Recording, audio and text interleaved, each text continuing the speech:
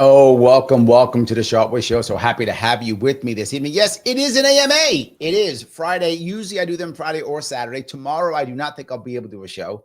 I'll be doing some family stuff. So I did an AMA tonight. I thought that'd be interesting. You guys can have a chat. We could see about what you were thinking about this week. There have been some things go on this week, and I grabbed a bunch of shows where I just did reactions, kind of giving a good thing, a good response, I guess, to the members who sent me so many things. I know many of you sent me lots of things. I grabbed two that I thought would work.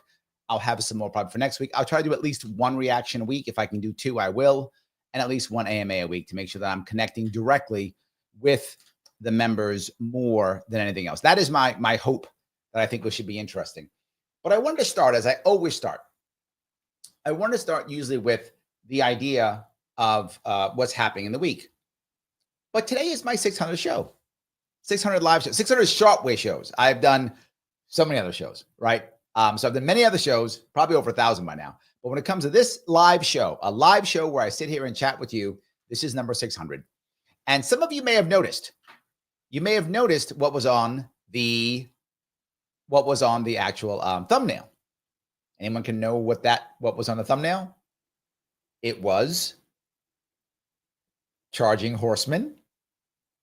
And I know that if Phil was here, he would know what that is because he's Mr. Historian. I don't think Phil's on because he probably would have mentioned it already. That is a painting of the Charge of the Light Brigade. Yes, the Charge of the Light Brigade, the 600. And this was a poem that was very important back in the day. This poem, which I will actually, which I think is very... The poem is very important. And the poem is important because it was the last charge, the last time that cavalry charged, the last time. And if I may indulge, if you don't mind, half a league, half a league, half a league onward, all in the valley of death, rode the 600. Forward, the Light Brigade, charge for the guns, he said. Into the valley of death rode the 600. Forward, the Light Brigade. Was there a man dismayed? Not, though the soldier knew someone had blundered. Theirs is not to make reply. Theirs is not to reason why. Theirs is but to do and die. Into the valley of death rode the 600.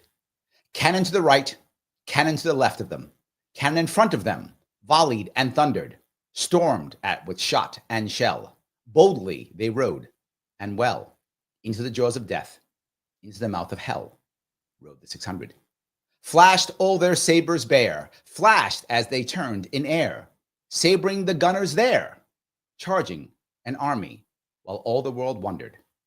Plunged in the battery smoke, right through the line they broke, Cossack and Russian reeled from the saber stroke, shattered and sundered.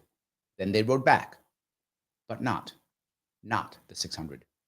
Cannon to the right of them, cannon to the left of them, cannon behind them, volleyed and thundered, stormed at with shot and shell, while horse and hero fell. They that had fought so well came through the jaws of death, back from the mouth of hell. All that was left of them, left of the 600. When can their glory fade? Oh, the wild charge they made. All the world wondered. Honor the charge they made. Honor the Light Brigade. Noble 600. I wrote that. I read that because I feel like that is often misunderstood. Where did the story of, it's not, no one, their job, and it's a reason why their job is to do or die, right? The soldiers and the loyalty of the 600. I thought it was a fitting piece to bring up today, just because I think the story is amazing. I think the Light Brigade showed bravery. And what people don't know is Of course, because I'm libertarian, it collapsed because of bad government. For those of you who don't know the actual story of that, that was the Crimean War, 1854.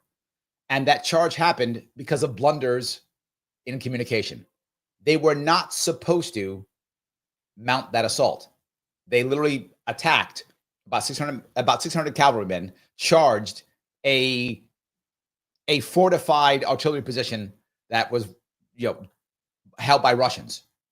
They attacked, over 600 went in, and about 250 were killed or wounded, and almost 500 horses were either killed or had to be put down. A lot happened, a lot. And it was the last cavalry charge. And why does that matter? Because they should have learned their lessons. This was 1854. The Civil War, U.S. Civil War, was 10 years away. And World War I was 50 years away. Did they learn anything? Of course not. They learned nothing. But the Crimean War did show two things. It showed the weakness of the Ottoman Empire and the weakness of the Russian Empire. And both of them fell very soon, right? Both of them fell after World War I. They should have learned something, and they didn't. This is the normal thing. They don't learn. Anyway, I thought it was interesting to start the show with that. I hope you enjoyed my poetry reading. I hope you enjoyed it. I thought it was kind of interesting. So let me then move on to the three pieces I'm going to bring up real fast that can start this off. Trump, Elon, Luigi. Let me first deal with Trump. Trump tariff, oh my God. Trump tariffs are making the world go nuts. Is this a good idea with these tariffs? I am afraid. Trump often makes me afraid. He does. It's true. He does. But in the past, his stuff has worked worked. It's done what he wanted it to do. That's what I'll say, right? It has done what he's wanted to do in the past. Is this going to happen this time?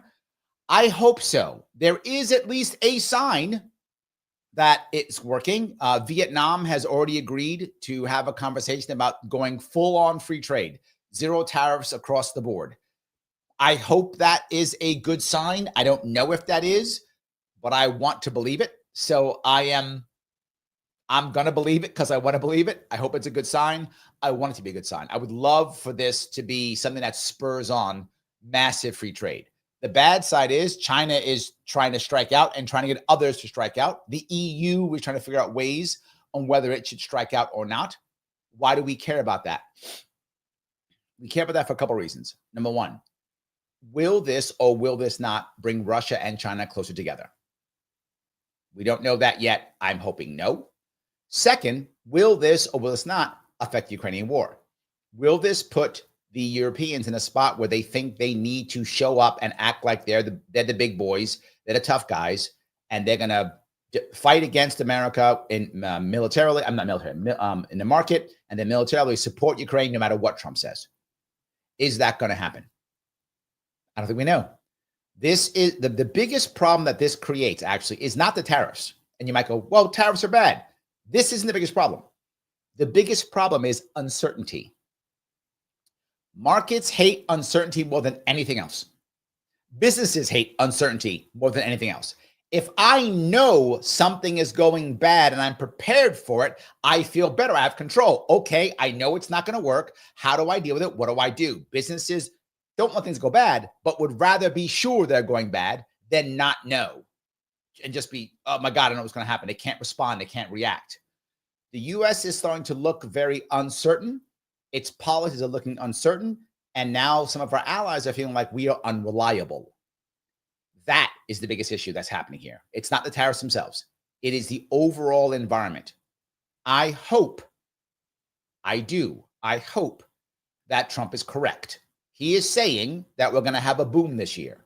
The unions are agreeing with him, and they are saying we're going to have a boom this year. I hope they're right. I am worried, but I'm going to do what I always do. Let it go. Let's see what happens. He's been right in the past. Let's hope he's right again. I am concerned, but this unreliability, do I want to be the guarantor of Europe? No. But I would like to just say, we're done. Not maybe ifs, ands, or buts. We're out. Done. That's the end. That's what I would like to do. Just end it. And then the Europeans know, don't expect us. We're going to come over here and become rich again and forget about you guys and good luck with that. They may not like it, but then they would be sure. They would know what's going to happen. I guess you better stop building tanks. That's all I can tell you. Good luck. Build a Navy, whatever. Good luck. We got stuff to do. I would rather it be that way than this way. That's what I'm hoping within a year, this will settle and it will be reliable. I don't know if it will. Elon is having some trouble. He's having some trouble. I think he is going to walk away from Trump. I think he is. I don't think Trump wants to get rid of him. I think that is not true. I think Trump is fine getting rid of him, but doesn't want to. I think what people are saying that Elon is making Trump look bad. I disagree completely. If you look at the polling and what people are saying and thinking and the barbershops and all those things, right? All of those, people are blaming Elon for Elon. They're not blaming Trump for Elon. Most people who already don't like Trump also hate Elon. So that there's no change, right? If you already hate Trump, you're done. Hate Trump, done. You're going to hate Elon too. But those who are mad at Elon are not also hating Trump. You can see that now in the polling and everything they're doing. So Elon's kind of taking a lot of the pain himself. Trump's not mad about that. I wouldn't be mad either.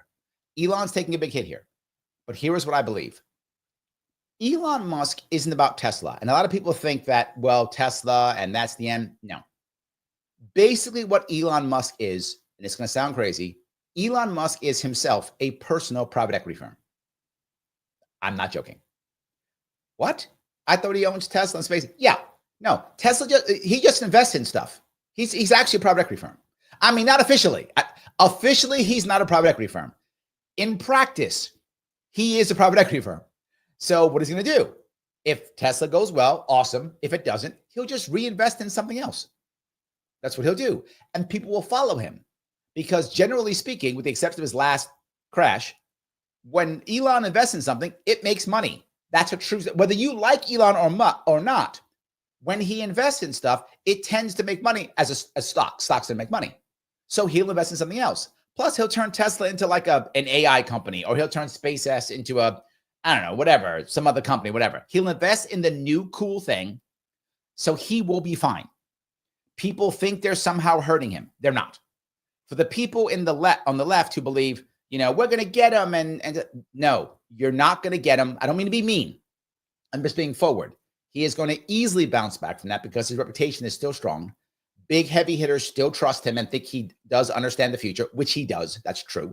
He often will make a small error, but then explode someplace else. That's a common thing he does. And nobody grifts off the government better than him. And when I say that, I mean that in both the worst and best ways. Nobody grifts off the government better than Elon. Nobody does. So wherever the government goes, Elon will grift off of it, guaranteed. He will still keep making money. And whatever, he'll make AI his next thing, or he'll make whatever is the cool thing. He will move on to that. So that's the piece that people don't get. And if you are on the left and you care about the environment, you destroying Tesla is making Tesla bad. You're just hurting electric cars.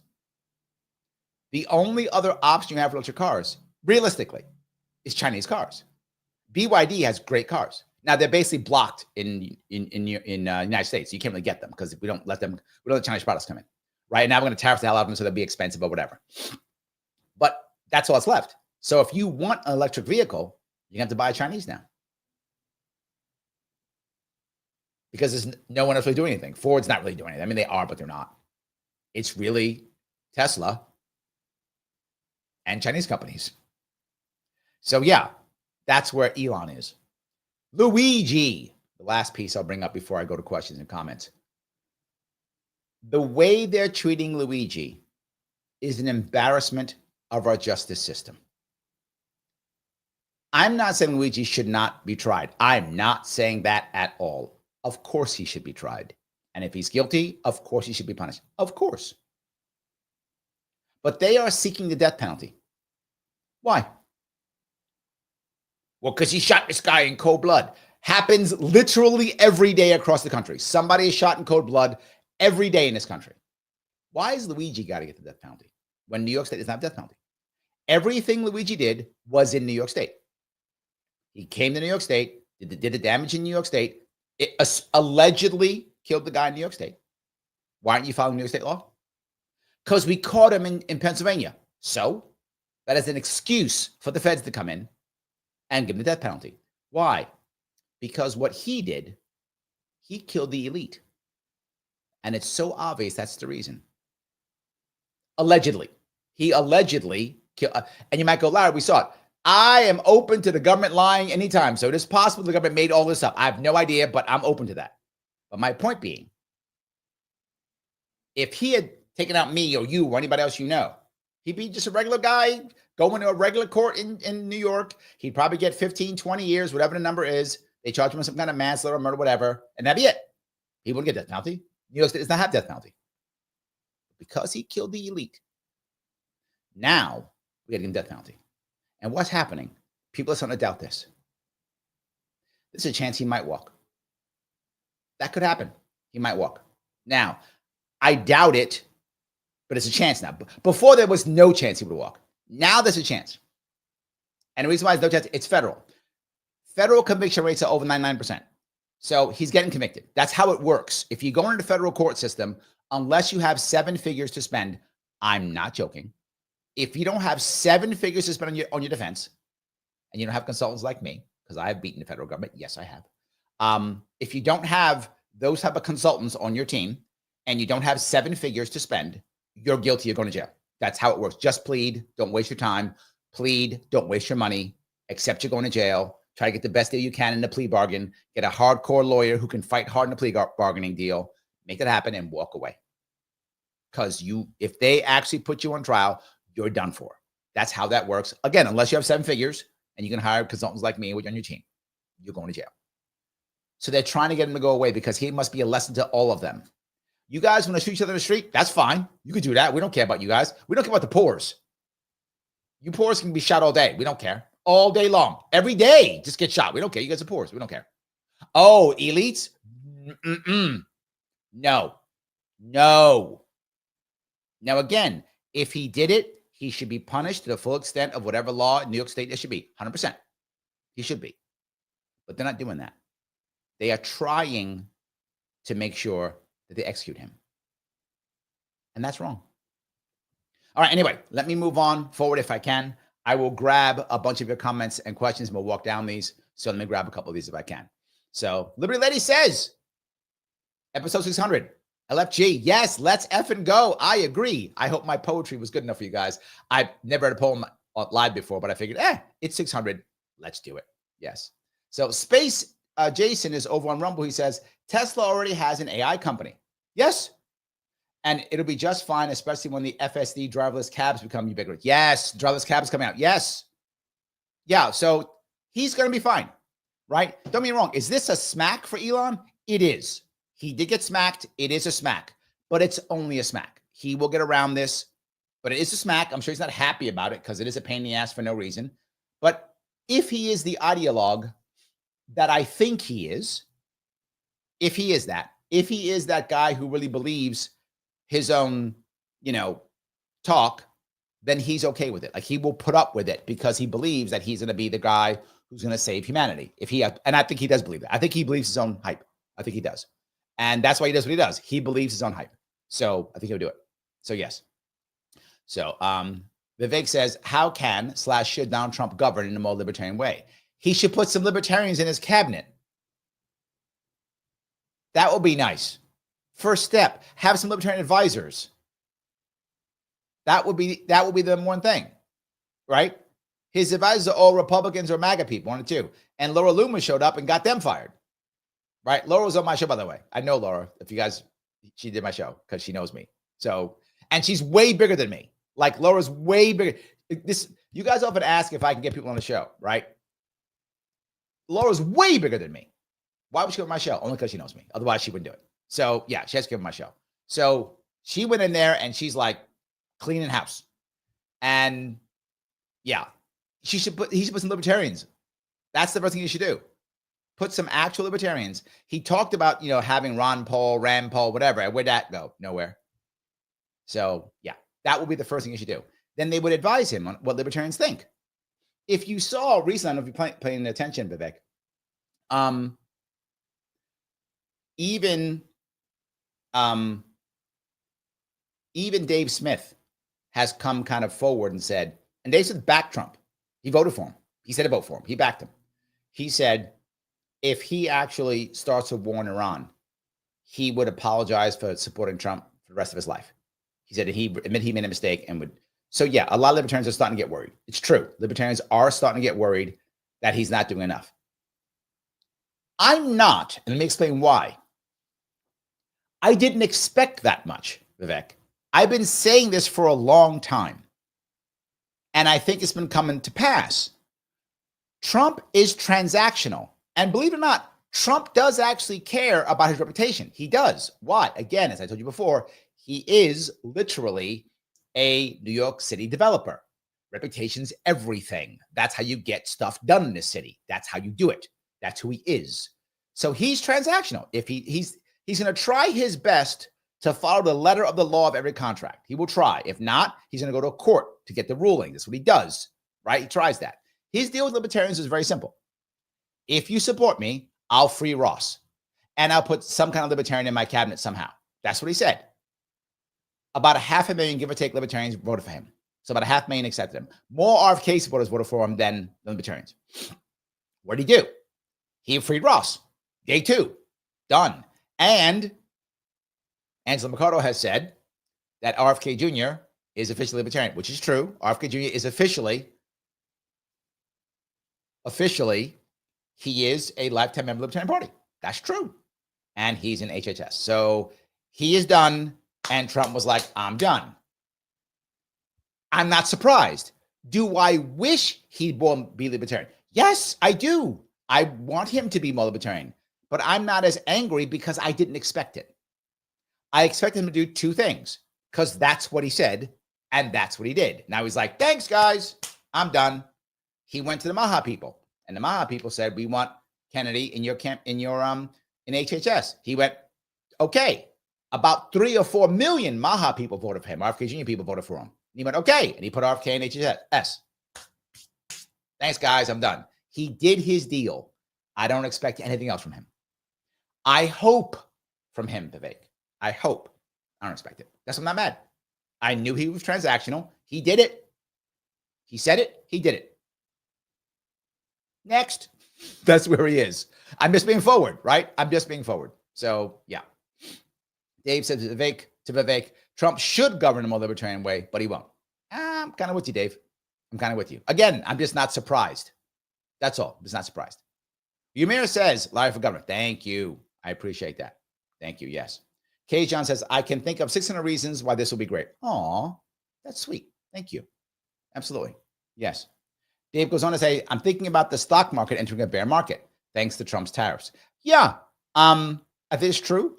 And the good and the bad to that. The bad to that is a lot of people are going to suffer. The good to that is if you happen to be wealthy, it's Christmas. There's a thing called burning your books. Some of you may know what this is.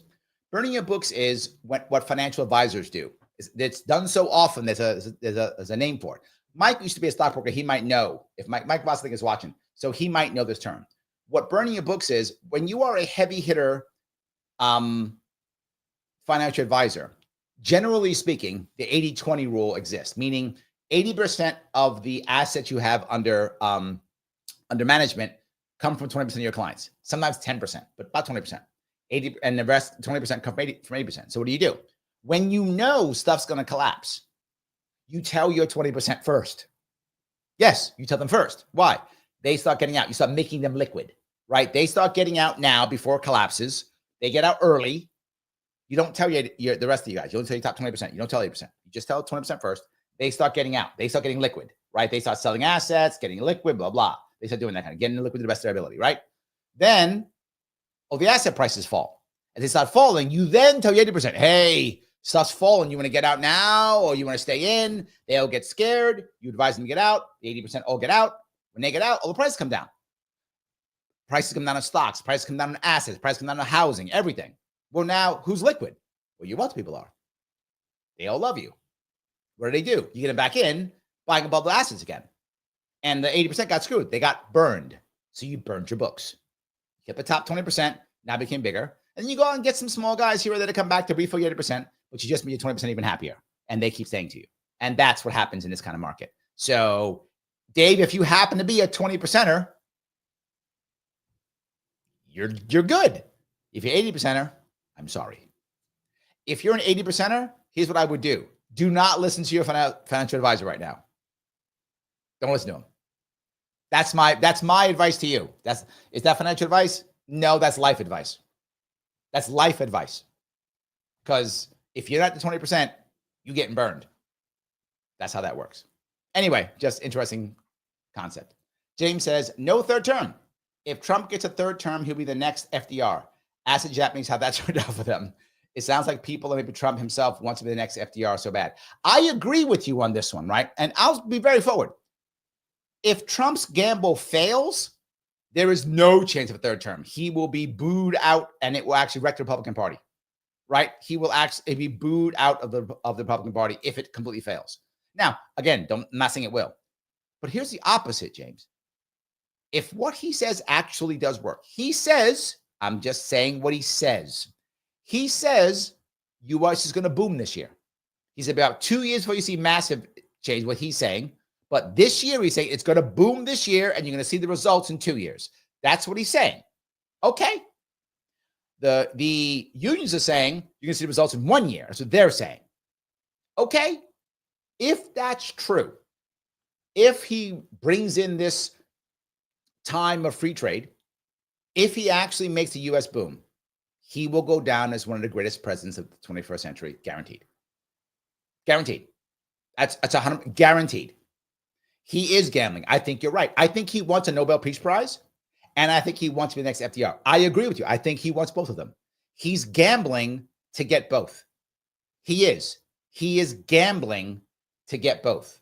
And he might, right? If both gambles pay off, I mean, if he actually ends, again, I'm not saying he can do it. These things are tough, right? If he could actually end the Ukraine war and end the Israeli-Gaza war, where both sides are satisfied, if he can end them both with both sides being satisfied and boom the American economy, he will be the greatest president in the 21st century, if he can do those things.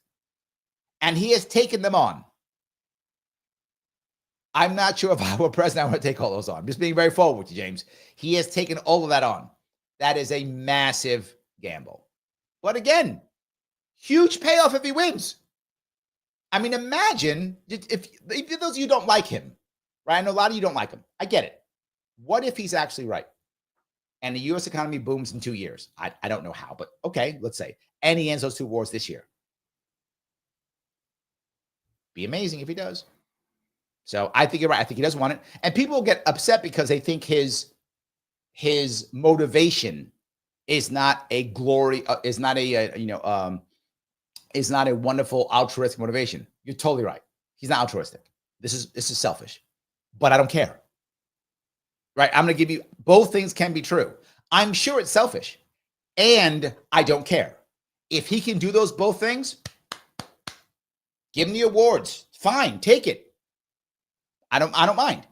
Just get it done. I don't care why you're doing it. I don't need you to virtue signal. Get it done. I don't care if it's selfish. And it is, but I don't care. So yes. IC says, young Larry uniform. That is a picture of me, by the way, in the thumbnail of me in uniform. I think I was in either Korea or Japan then. I was on a dock off of a ship we were on. And I was out on Liberty with a bunch of my buddies. I was a corporal back then. And I have another picture of me as a sergeant, but that was me as a corporal. I think I was 19, 20, something like that. So that was a lot of years ago. It was a lot of years ago. Correct. I'm glad you noticed. So yes. All righty. Mike says, really, the Light Brigade, given the current geopolitical climate? Well, yes. I thought it was interesting. It is a charge of 600 episode, right? So look, I would like us all to be as brave as the Light Brigade, right?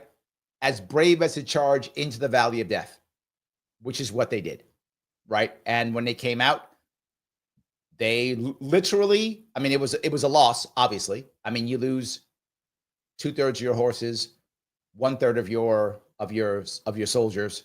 some obviously a loss, right? But I mean, they went down in history, and I would rather us do that than do nothing, if that makes any sense. It was a broken system. Mike, you and I have done it. You ran for office. I ran for office and got our ass kicked. We were the 600. We rode into the valley of political death, and we came out, and we're still stronger. So I think we can do it. So yeah, kind of. All righty. Anthony asks, do you think there will ever be a point where we can opt in and out of taxes that we want to pay for and not pay for? No, that's not a thing. We will either have taxation or not. There won't be an opt-in or opt-out thing. That's not how it works. Taxation is by default socialistic, so everyone must pay or no one pays. That's how it works. So no, that will never happen at all. The reality of it is, you would have to create some form of, fee for service. That you might see, right? I want this. Okay, I pay for it. That might happen, right? Something like that might happen, but there's no way it's like, well, pay taxes if you want. Never. No. And then there'll never be a check the box for, I want my taxes to go to war. I want mine to go. No, because then where are the laws, right? That would give all the power to the people. They're not letting that happen, Anthony. That's not going to happen, right? Because Congress has to be able to give out money and give out jobs and create laws that force you to do stuff. If you could pick and choose, well, then what value would Congress have? They're never giving that right up. So while it would be better, and I like that concept, that ain't going to happen. So, but thank you for asking. I appreciate that. Joan says, thank you for sharing your perspective and insights regarding present issues in society and government. Oh, thank you. I hope I'm giving you guys interesting info back and forth. And speaking of that, if you like what I'm saying, click the button known as like. Lima, India, Kilo, Echo. Click it now. Why do I want you all to click it? Because I'm a narcissist and I want your love? Well, yes, but that's not why I want you to click it. I want you to click it because if you click it, Mr. Rhythm, Al Gore, last name Rhythm, that guy, he loves it and he shares it to more places if lots of people like it. So do that. It does matter. It helps. Not just that, repost this if you would now. Share this someplace else. Put it someplace else. Put it into a Facebook group. Put it onto YouTube. Put it onto Twitter, X. I don't care. Someplace else so people can follow me. But more importantly than that, guys, something special is going to happen here. This Sunday, 2 days from now, April 6th, whenever you're listening to this, April 6th at 10 a.m., I will be on the No Sound Bites Allowed show on YouTube. I will be there. It is Mike Voss's show. And by the way, it is his birthday. It is Mike Voss's birthday. And he's already crazy and does like 37-hour shows or whatever he does. He does a special show every Sunday for 12 hours. He's extra nuts, 9 to 9. Yes, you're going, he's going to be on for 12 hours? Yes. He will be on for 12 hours. I don't know why, but yes, he will do it. So I will be on. He will be on from 9 to 9. I will be on at 10. So if you want to watch him for the whole thing, please do so. Don't have a life. Just watch Mike for 12 hours. I would love you to do that. But not just that. You can watch me specifically with him at 10 a.m. on Sunday. So please go over to No Sound Bites Allowed, the YouTube page. Please go there. Watch at least at 10. If you can watch early, watch early. But at least at 10, watch when they're there. And more importantly, he is raising money for a very important organization called the Jericho Project. The Jericho Project helps out veterans. It's veteran housing, right? Veteran housing for vets who are in trouble. I've worked for them before. Mike knows them. They're here in New York City. The money, part of the money he raises is going to go to them. So you can help veterans who are in trouble. You can hang out with me and Mike for 12 hours. No, I'm not being 12 hours. I'll be there for a while. I might give Mike an hour or two. I'm not getting 12. Mike, I love you. I'm not giving you 12 hours. But I might give you an hour or two. I will. And talk to Mike for 12 hours and me for like 1 or 2. Do that on Sunday, starting at 9 a.m. for him. I will be on at 10. No sound bites allowed. Please do so. It's great. Excellent. Let me move on. If I may, I'm moving some more questions. Oh, one more thing. If you want if you do want your question to go right to the front, then super chat me on YouTube or rant me on Rumble. Either of those two. Again, I am more lenient on AMAs. I do take a lot more comments where many I have to skip and I go right to members and right to super chats when I'm on normal shows. AMAs, I open up a bit more. So yeah, but if you want to go right to the front, super chat me or rant me on Rumble, either one, and you go right to the front. All righty. Let me keep going if I can. All righty. Mike says a Trump third term is just a troll of the media. Distraction that TDS can't avoid frothing at the mouth over. Very fun to watch. No, my friend. Steve Bannon's open about it. Steve Bannon is going to have a lawsuit. I can guarantee that.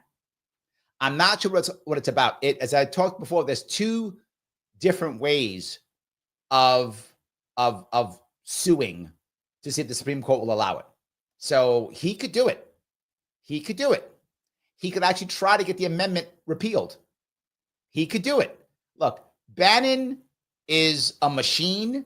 This guy is a crazy ideologue. You know Steve Bannon is that. If anyone can do it, it's him. So you will see he will do something. He will either do a lawsuit or he'll try to get an amendment. He will try something. He is serious about Trump. He's not joking. And here's Trump. Is Trump going to actively do anything? No, he's not. Trump saying that stuff is trolling. Trump's part is trolling. That you're correct on. Trump's part is trolling. But Trump supporters are not trolling. Trump supporters are real. They are about doing it. And if they're able to get the Supreme Court to go, yeah, he can run again, Trump will absolutely run again. There is no doubt. And he will call it his fourth term. Guaranteed. Guaranteed. If his supporters allow him to, he will. And there's precedent. What's that precedent? Oh, Mike, you know it. It's Bloomberg. Bloomberg went against term limits. For those who don't know, there's term limits in New York City mayor. Governor, no. New York governor, no. New York City mayor, yes. You only have 2 terms. Well, Bloomberg got 3. Why? Because I'm Mike Bloomberg. That's why. He basically said, how much is it going to cost me? I'm going to write my check. How much you said? Okay, this check. And he got term 3. I'm not joking. Yeah. Christopher, how are you, sir? Thank you for the $5. Congratulations on number 600 lottery. Oh, thank you, my friend. I appreciate that. That's very nice of you to say. I appreciate that. I still keep going, right? For some silly reason, I keep going. But yeah, so I will have more live shows coming up here again and again and again. Morgan says 600 episodes. Congratulations, Larry Shaw. Oh, thank you. Yes, I keep going. Yes, for some reason. Mike out to say tonight. He says tariffs are not about revenue. It's about long-term survival. America needs to rely on itself. And this is the way to wean the nation off of foreign dependence. Again, I hope you're right. But you know this as well as I do, Mike. If there isn't success with that in the next 2 years or before his term is over, he'll get no credit. You know he won't, right? Say you're right and the success comes in 10 years. That president will gain all the credit for it, whatever it is. That president will be like, yeah, we're independent and it's because I'm so good. And they will forget what Trump did because that's how that works. Yes. But I hope you're right. I hope you're right. That's my issue. So yeah. IC says, if COVID taught us anything, it's that we're way too dependent. Accurate statement, IC. I'm not saying you're wrong. I'm not saying Mike's wrong. I'm saying, how does the American people, how do they react to this? Right? How do they react to this is my issue. The American people are not going to accept 4 years of pain for this. Even if this is correct, right? I see, even if you're right, they're not. They're going to punish Trump. They're going to punish Republicans. And they're going to just let Democrats do something else dumb because I feel pain now. That's how Americans are. So I hope you're right. I hope there's some success. I hope it's true. So, but I'm just being realistic again, as always. You've seen it already. Americans give a guy about 2 years. That's about as much as they'll give. If they don't see something changing within about 2 years, no. Josh asked the question. Thank you for being a member, Josh. Anyone at YowCon Atlanta this weekend? Is anyone going to be there? I will not be. They didn't ask me to come. Yow doesn't usually ask me to do stuff. I used to go there, but not much anymore. They don't ask me. So I don't need to go. But maybe I will. Maybe I'll start showing up at YowCon again. I used to go. I'll go say something. We'll see. John says, again, thank you for being a member. Larry, car dealerships in my area are full to the brim. I'm not sure where they're going to put new ones. I don't think the tariffs are going to help. Yeah. Again, my worry becomes if we don't have if we don't have people buying things because they're afraid, that slows everything down. I agree. Right. I'll go back to my first piece, John. The worst part of this is the uncertainty, not the tariffs. Are tariffs going to stay? Are they going to go? And the next thing is, this is the part that the Democrats who are about their abundance mindset, if you've read that book or seen that book that's come out, Abundance, what they have been able to put into place, which is the regulation and the environment in America is not good for business. In most states, for building things, I should say, for building things, it's not. So if you want to build a manufacturing plant, I mean, it's going to take you 2-3 years. We don't just build them anymore. It's not a thing. You can't. The regulations slow us down. California is one of the worst. So you have to hope these people are moving into states that have a very easy building code, like Texas is very easy to build in Texas, right? Places like that. That's one of the reasons why when I was, I spoke to be forward, I spoke to Glenn Beck years ago. Glenn Beck wanted to go to New York. He loves New York. I wanted him to come to New York. This is years ago, 2019, 2020. He wanted to go to New York, 2018 probably. He wanted to go to New York. And he was like, Larry, if I do this, I want to build this whole thing. I'm like, you can't do it in New York. It's impossible. It's like, I know. So he went to Texas. When I was on the show, I had to go to Texas. I wish I could have gone to New York. He wanted to build a facility in New York. Couldn't do it. It would have taken him forever and cost him twice the money. He went to Texas, built in the year. If you've been, and if you have seen how his system works, where he is, I mean, it's massive. He's got like floating cameras and multiple studios. It's a massive facility, right? At Rogan, same thing, massive facility. Went to Texas, easy to build. So if any places are going to grow, it's going to be states that's easy to build. It's relatively easy to build in South Carolina, which is why the car companies went there. South Carolina is relatively easy to build compared to other states. So you're going to go to places where you can easily build. So, John, I'm not sure where you are, but they may be moving. That'd be the issue. So, IC says, Elon has only 13% share in Tesla. Oh, I didn't know that. Yeah, but that makes sense, right? He basically is a private equity firm. That's what he actually is, right? He's basically a private equity firm. So, yeah. Tommy says, Republican Party works for corporate. Trump is a isnist, of course, ignorant POS of a human being. Right-wing Christians are fans of the Losum POS. Trump probably was S the first time. I'm sorry, I'm not saying the full words, Tommy, because I'm on YouTube. I don't want to get canceled. So people can read this, and if they know the words that I'm saying.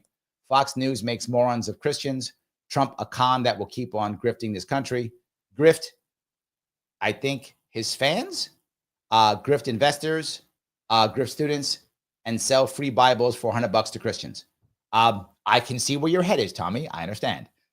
The issue here is the Republican Party does work for corporate, accurate, but Democrats do too, right? That the idea that only one side works for corporate, if that wasn't true, the far left wouldn't have left Democratic Party, and it has. The far left has left Democratic Party because the Democrats also work for corporate. Both of them work for corporate. Trump being the F word is not true. People say that all the time. It's not true. If it were true, where are the camps for Americans? I mean, he's throwing other people out, but where are the Americans? Fascists will take care of Americans too, right? Where are the camps? Not there. Why didn't he just take over last time? But he just stayed last time. He could have just stayed. Could have had the military aside and stayed. He didn't. If he does it this time, you'll be right. Right? If this time he says, I'm not leaving, I'm staying, you'd be right. Otherwise, he's not. And the problem with calling everybody the F word is then no one is. Right? There's no armbands. There aren't people being rounded up, except for the aliens, obviously. They are. But Americans aren't being rounded up. It's not a thing. They're not being executed. We're not invading countries. Not yet. I mean, we might. So maybe you're right soon, but not yet. At this point, they've been calling him that for so long, it bounces off, Tommy. Think about it. I want you to think about this for a second. People have been calling him this for years, probably 10 years now, for years. And America still picked him over Harris. America did. They picked him over Harris. How bad was Harris? Remember, fascists don't just randomly come into power. That's not a thing. It's never happened ever. That's not a thing. They come into power because the current establishment can't do its job. So people fall back to that. That's how that works. The establishment can't do its job. So people fall back to whoever has answers. And fascists always have answers every single time. They're not always great answers, but they do. So even if he is, maybe I'm wrong and he is. Okay. That's the establishment's fault. They enable it. And attacking and calling people names doesn't help. You are now calling right-wing Christians loathsome POSs. You're calling Fox News people morons. You're making them all insulted. Do you think they're going to come to your side? Do you think now they're going to go, wow, Tommy insulted me. I'm going to go to Tommy's side. They're not. Now they're just going to call you names. In fact, now they're more likely to go to Trump. And that's the biggest piece. People look at people like Jordan Peterson or worse, Joe Rogan, Tulsi Gabbard, all those people, and go, they're all sellouts or whatever. No, they're not. They were insulted the same way you just made the insults by so many people on the left that they felt unheard in the left. And who opened their arms to them? The right did.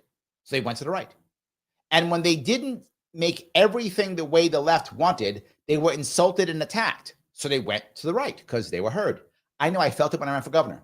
When I ran for governor in 2018, Tommy, the left was horrible to me. Insulting, dismissive, terrible to me.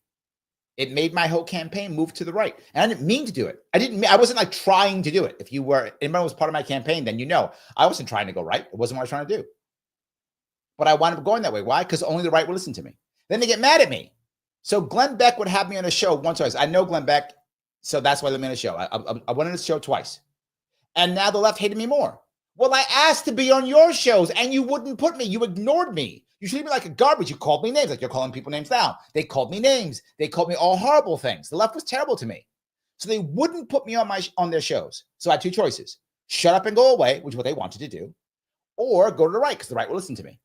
The right would hear me. This tactic you're using, Tommy, doesn't work. It's why this tactic you're using right now is the reason why Republicans own the House, the Senate, the presidency, and the Supreme Court. This tactic is why. I am a libertarian. I want everyone on the planet to be libertarian. Now, obviously, I'm never going to get that. But I don't use insults to do that. I use conversation, and I try to talk to people to get them to come to my way, to at least see me as a human being, to at least see me as a person, if they disagree with me, to see me as a person and have a conversation, and recognize that I'm not just going to insult you and that I'm actually going to talk to you. That's why I do what I do. Tommy, you have every right to do whatever you feel is appropriate. You do you. I'm not insulted by what you say. I've heard worse. It's all good. I don't know if that was meant to me or anybody else. But I hope you see that tactic, while it may feel good and it may preach to the choir, it's not helpful. It doesn't help. Even if true, even if everything you said in that is true, it's not helpful.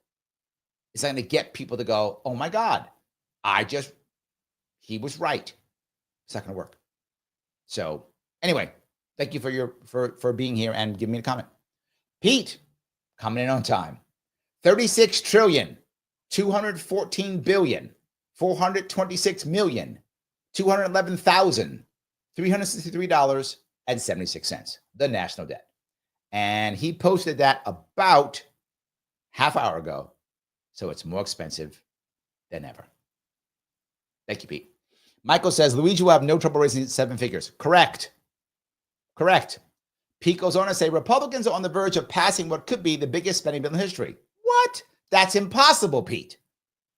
Wait a minute. No way. Republicans are against spending, right? This cannot be true. What's going on? I thought I voted for smaller government, not this. Yeah, you did think that. No, you didn't. All the talk about reducing spending and and reining in the deficit feels like a bait and switch. Yes. When they're pushing trillions in tax cuts and new spending with barely a whisper of real cuts. Disappointing to see the same old Washington game. Promise less government, deliver more debt. Here's all I'm going to say here, Pete, and I have to be hopeful here because I have no other choice. I'm going to hope that this Doge idea actually works, and next year you will see a cut in our budget. I don't know if it's going to happen, but I'll go back to this.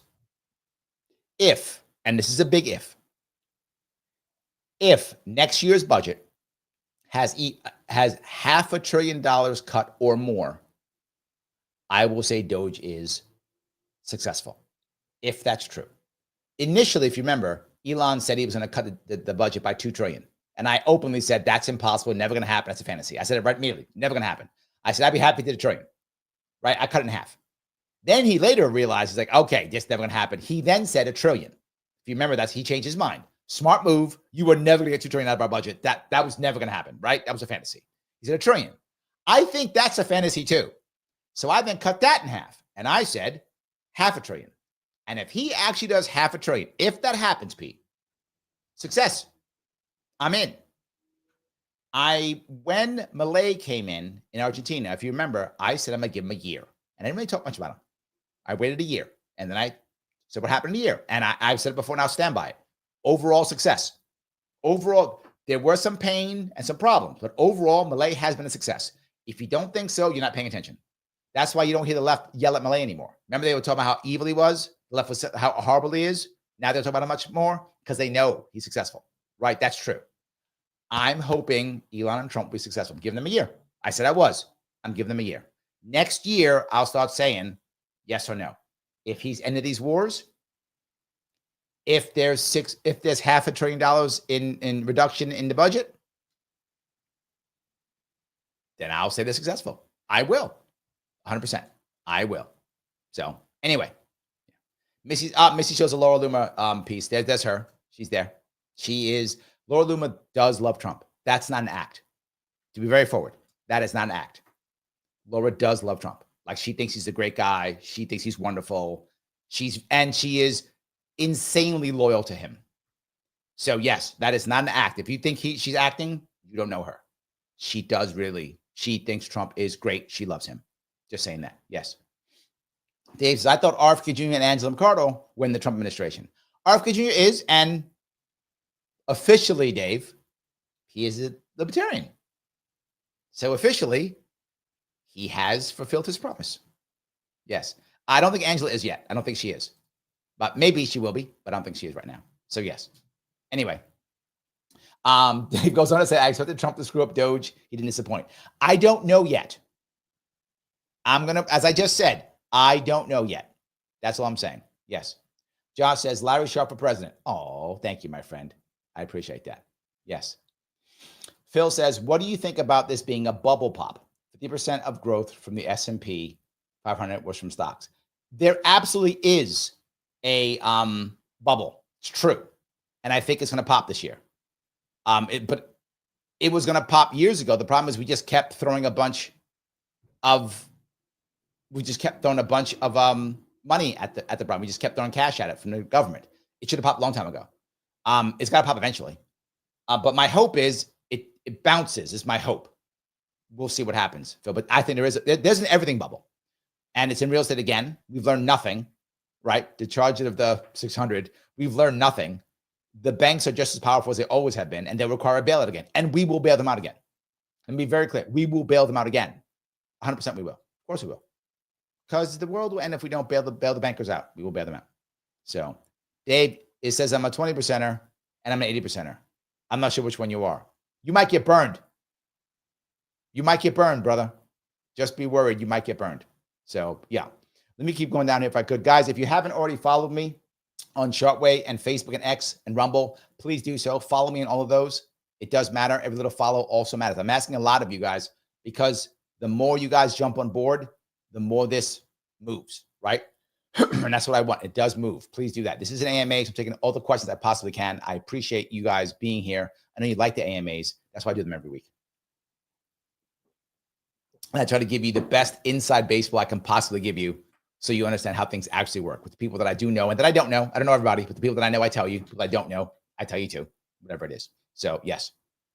And again, 10 a.m. this Sunday, no sound bites allowed. Don't forget. It is important. Let me keep going. All righty. Rick says, like if you're glad that Larry ran for office and lived. Yes, I did live. Correct. Michael says, maybe both parties will collapse. The Libertarian Party will rise to the top. That would be amazing. That would be amazing. Absolutely. I hope so. John says, Larry, I thought the Cory Booker stunt this week didn't give him as much traction as he wanted. I said that. It's going to go away. I said that, yesterday, day before yesterday? It goes away. That's a silly little thing. It goes away. But if AOC would have done it, I think it had been over the moon beneficial for her. No, AOC is doing exactly the right thing. Her doing her outward Bernie is exactly the right answer. She is setting herself up for the future. Right now, AOC is killing it relative to what the Democrats doing. Most Democrats are suffering. Cory Booker was a stunt, again, to take the minds off of Schumer. If so, any of you have been paying deep attention, the Democrats who are still trying to get rid of Schumer are still floating more stuff now, right? There's a recent poll that shows that AOC will actually beat Schumer in the next election, senator election. I think like 52-48, something like that, right? I forgot what in the primary. That's the most recent poll, and they're floating that. Another guy from I think Maryland is coming out who says he's asked Schumer to step down. They're still trying this coup. The Cory Booker stunt shut it down for like 2-3 days, but now that's gone and they're back on Schumer coup. I'm starting to get worried Schumer may go. If next week, again, I always give you by the weeks, if this weekend shows, if it's about Cory Booker, Schumer's fine. If the weekend shows are about Schumer, Schumer's in trouble. The weekend shows matter. I watch them. People in DC watch them. They matter. If the talk is about Schumer, he's in trouble. If it's about Cory Booker, he's good. That's what you're gonna look at. I still think Schumer's too strong to be removed right now. I do not think he's being removed. I think they're trying, which is good for them, right? Good for Democrats. They realize the Democrats, at least, not all of them, but enough of them have realized that they're really in trouble and that just waiting for Trump to fail is not good enough. They are jumping up and down about a couple things. You hear them talk about, the Republicans are in trouble because they lost in Wisconsin. Yeah, that's a bad thing, but that was an odd election where the Democrats threw the money at it to get all their people out. But yeah, right, yeah. And I think you have a lot of Republicans now who believe, well, we've won, so we're done. Back to work now. And Republicans are not motivated to vote. They think we won. We got Trump. We got Doge. We're good. They're not paying much attention. Democrats are like, the world's ending. What do we do? And these guys said, here's how we get a win. And the Democrats showed up. And that's why that they won in Wisconsin. But the second piece is, people think that Trump has great coattails. He doesn't. Neither did Obama. They don't. The only guy who had decent coattails in the last several years was Clinton. Clinton had decent coattails. Most presidents don't have great coattails. Reagan had good coattails. Reagan and Clinton had good coattails. The rest, they don't have good coattails. Mediocre at best, right? Trump is a phenomenon when he's on the ballot. When he's not in the ballot, his coattails are mediocre at best. They're not great. They're okay, but they're not great. So him saying, I back this person wasn't enough, right? And no one cares about Elon because he's the guy who they think is bad. So that was one thing. But the second piece Republicans are saying is, Democrats are saying is, oh my God, the reason why Elise Stefanik is had to back out is because Democrats are afraid that Republicans are afraid that they're going to lose that seat to a Democrat. Okay. I live in New York. If you live in New York, you know where Elise Stefanik's area is. Her district is in North Country. A Democrat's not winning North Country. That's not a thing. I'm just being forward. If you know North Country, and if you live in New York, you probably do, a Democrat's not winning North Country. That's not a thing. The reason why Stefanik had to stay there is because how the New York state rules work is the governor has to decide when to do a special election. That's the truth. And Hochul was like, I'll do it whenever I want. And then Hochul went down to negotiate with Trump. Remember that? Most of you don't realize this. When she went down, one of the things she was talking about was, okay, give me what I want, and I'll make a quick election so that you can get your seat back in. And then he was like, well, I don't know. And she went, okay, then maybe I won't. So she had that card, which was the election card. So what does Trump always do? Get rid of those cards. So Trump said, oh, then Stefanik stays. And Hochul was like, damn it, that card's gone. Now that card's gone. That card is gone because Trump said, Stefanik stay. The card is gone now.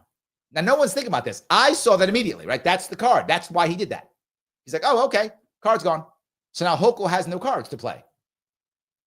So now Trump does what he wants. That was Hochul's card. And it was a good card. And if I was her, I would have played it too. I'm not saying she shouldn't have played it.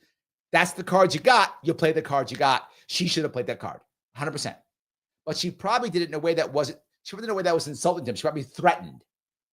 I wouldn't have threatened if I was her. I'd have been like, look, let me hook you up. Give me my congestion pricing. I mean, I wouldn't want it, but if I'm Hochul, I want it. I would have advised her if I was advising her, be good, be nice. Say you'll do the election next week. In 3 weeks. You do it as early as possible. Give me my condition pricing. That election will happen in 3 weeks. Done. 3 weeks will happen. My Democrats will not be able to respond fast enough. You will easily win that seat back. Life is good. She didn't do that, I'm sure, because she isn't that kind of person. She went there thinking, I'm tough and I'm going to fight. She went there and Trump went, oh, okay, I'll take that card, please. And that card was gone. That's what actually happened. But they will tell you it's because they were scared. That's Democratic talking points. It's not true. They weren't scared.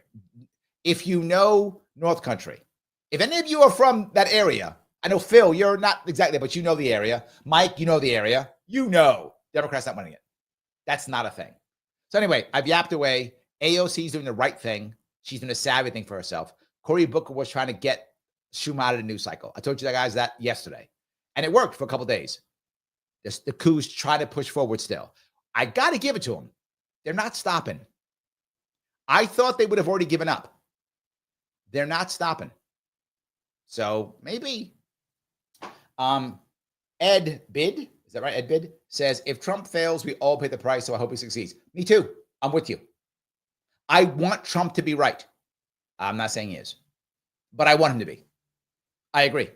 Yes. James says, could you imagine if Trump and Obama both ran against each other for a third term? That would be amazing. Oh my God, would that be amazing? Because if they make that rule, that Obama, yes, and they bring Obama back, Obama would so come back. Yes, he would. Obama would so come back. Freaking Clinton would come back. Clinton would come back. You would see Bill Clinton come out. He'd be like, I'm coming out too. Bill Clinton and Obama will be in the primary. Guarantee that. They both come back. Absolutely. Yeah. You definitely see that. But yeah. But look, Obama is still loved by Democrats. He's not loved by the country anymore, but he's still loved by Democrats. So he could still win a primary. Obama to this day could still win a primary. He is still loved by Democrats. He's not loved by the country, but he's loved by Democrats. So could he win? Could he beat Trump in the general election? Maybe, but he could definitely win a primary. Guaranteed he would win a primary. The Democrats still love him. That would still work. So yes. All right, keep going here if I can. All right. James goes on to say, I ignored the Booker speech like most things. He didn't say anything. He didn't say anything. Yes. Shannon says, rhetorical question, what's the hope you plan to project if you have a 2026 campaign? The same thing I've been. It's my hashtag. It's my hashtag. My hashtag is a new New York. That's my hashtag. That's always my hashtag. And that's my promise. It's a new New York. So yes. Hold on. I think I have it on my shirt. Hold on one second. I'm going to turn my camera off so I can grab my grab it. I think I actually have it. And I will show you. Let me grab my camera back on. Yes, the back of my shirt. LarrySharpe.com, which still is up with my policies, and hashtag a new New York. That is literally my front of my shirt. Back of my shirt. Yeah, absolutely. Yep. So that is the hope. The hope is a new New York. Yes.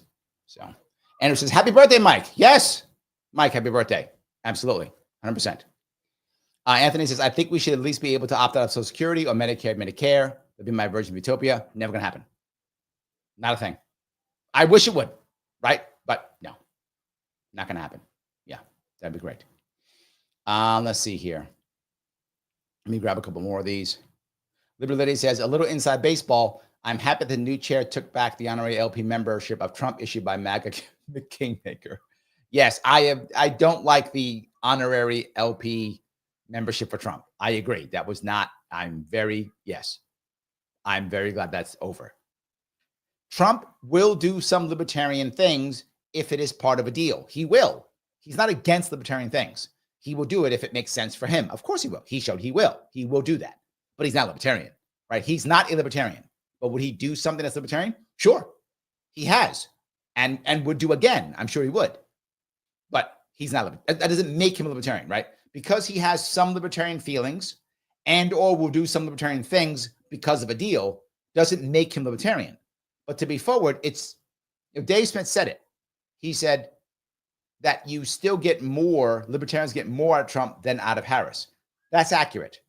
And there's still libertarians who think Harris is better. I think that that's ideological. But I think if you just look at actual things being done, you get nothing out of Harris. As a libertarian, you get nothing out of Harris. You get two things out of Trump. Nothing out of Harris, two things out of Trump. I understand why libertarians went that route. I didn't, but I understand why they did. I get why they did. And I get why they wouldn't vote for Harris. I get it. But a lot of libertarians voted for Harris anyway because they hated Trump so much. They hated Trump so much, they voted for Harris. A lot of libertarians did. It's true. I wouldn't do that either, though. I didn't vote for Harris either. So, yeah, I wouldn't do that either. Not a thing for me. Dave says the camp is in El Salvador. Yes, but that's not for Americans. That's not for Americans. We're not there yet. So prisons are camps now. Well, then we've been fascists for decades. Then we've been fascists for decades because we've had prisons for what, now centuries now? So, yeah.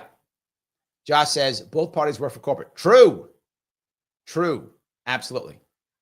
Dave says, I think Glenn Beck wanted to build this studio at the top of the Pan Am/MetLife building where the Pan Am helicopter used to land. Oh, I didn't know that. He did not tell me that. He just said in New York. So I believe you. I don't know that. He just told me in New York. And I was like, you could never do it. He's like, I could never do it. It was impossible. It was literally impossible. He could never do it. Just something he couldn't do. It would have taken so much time and cost so much money and so much taxation. And it just was so much easier in Texas. Texas is very easy to build in. It just is very easy to build in, which is why you look at cities like Houston and Dallas, which are growing, don't have a real housing problem. I mean, they have one, but nowhere near what like New York has or LA has. I mean, not even close. New York and California have far worse housing issues because you can't build. It's almost impossible to build in these states. It's very easy to build in Texas, so they don't have as much of a problem, and that's the issue. People will always say things like, "We have a housing problem because you do rent or whatever." No, we have a housing problem because we can't build stuff. That's reality. That's the reality. So that's the piece. So keep going down here if I can. Dave, you got a lot to say today. Okay, Dave's busy tonight. All right. Christy Noem hasn't deported Americans to El Salvador as far as we know. Marco Rubio did suggest that El Salvador is willing to house Americans. True, willing to house them, but not yet. Not yet. We'll see, right? And the reason why I'm so hesitant to say that, Dave, is because people have been calling, if you remember, when Obama was president, there were pictures of him with the mustache. They were calling him Hitler, right? If you remember Bush, there were signs. Bush is a Nazi. They've been calling people this for decades. It doesn't work. This is my point. It doesn't work. That's the problem. It doesn't work. It hasn't worked and it will not work. Yes. Phil says Christians don't have the political pull they did 25 years ago. It's a different world. I find it hilarious when atheists/agnostics lecture Christians on what they're supposed to believe. Yeah, right. I'm a libertarian, so you do you. I don't care. You do you. I'm totally fine with that. But you're right. The Christian right is not as powerful, right, as it has been. It's not as powerful as it has been. So, yeah, I do that. That's true. Let's see here. Grab some more of these. And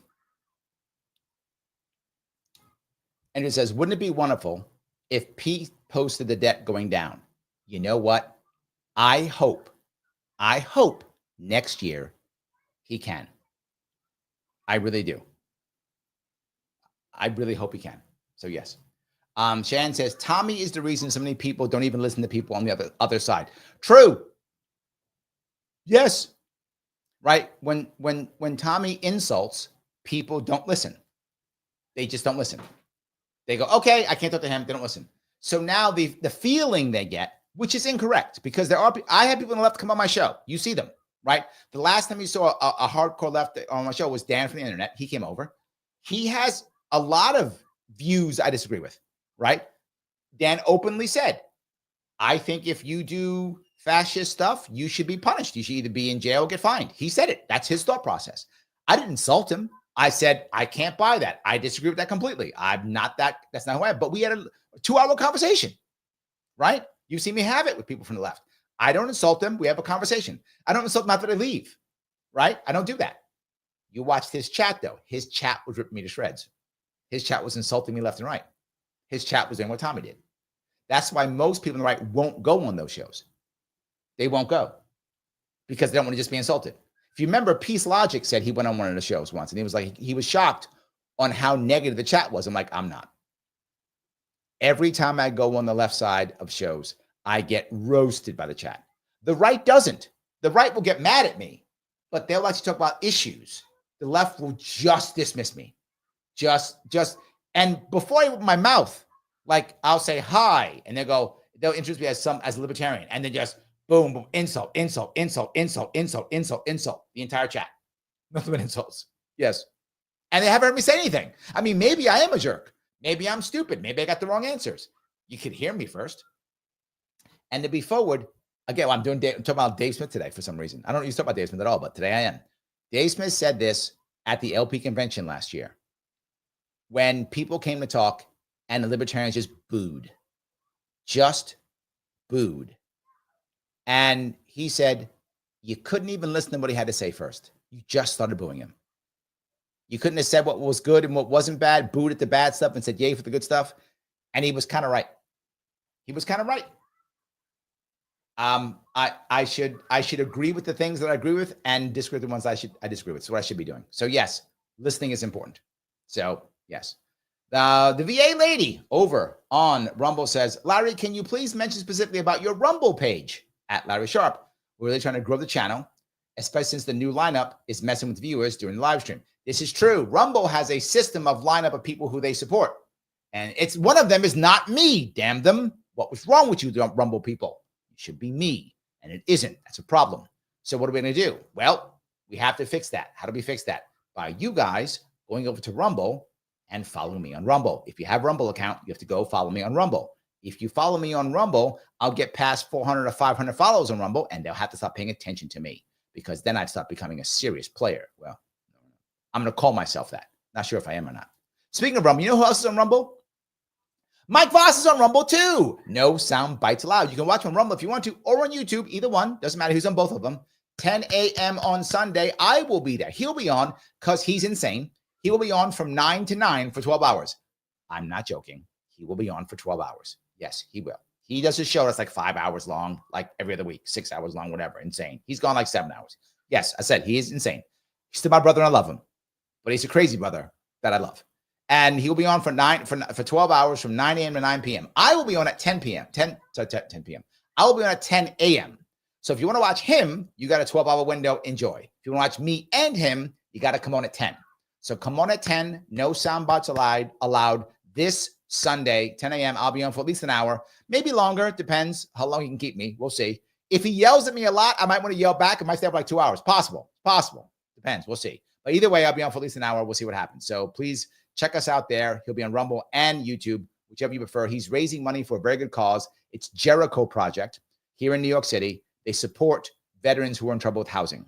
So please, he's raising money. Follow Mike. He's a good guy. He's on here all the time. He's been a friend of mine for years. And let me tell you something else about Mike real fast if I can. So I got him here. Mike did something very special. And that is when I ran for governor in 2018, Mike was a Republican, hardcore Republican. He still is. But he supported my run. The Republicans did not want him to support my run. They didn't. And he had a choice of going, you know what? I'm going to ignore this Larry Sharpe guy. I'm not going to hang out with him because Republicans are going to be mad at me. He didn't do that. He supported me anyway. He still gave me airtime. He still showed up at my events. Mike was still there for me, even when he didn't have to be. Even when it was harmful for his political. He paid a political price for that. He did. You ask him, he'll tell you. He paid a political price for that. But he didn't care. He did because he thought it was right. That's the kind of guy Mike is. It's one of the reasons why he's still my friend, but we're still close to this day. from that. And that was what, 7 years ago? And we're still close to this day. So I'll be there on Sunday. If you can, please support Mike. Sunday, 10 a.m. No sound bites allowed. All righty. Let me keep going back, grab some more comments. A lot of comments are popping up here, and I want to grab them if I can. Let's see here. Peace Logic, there he is. Happy 600. Just joining. Time flies. Yes, it does. Yes, it does. Thank you, Peace. Thank you for $2. I appreciate it, my friend.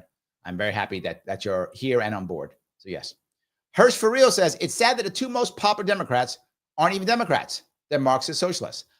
Bernie is. I'm not sure what AOC is, Hirsch. I'm not sure. Right?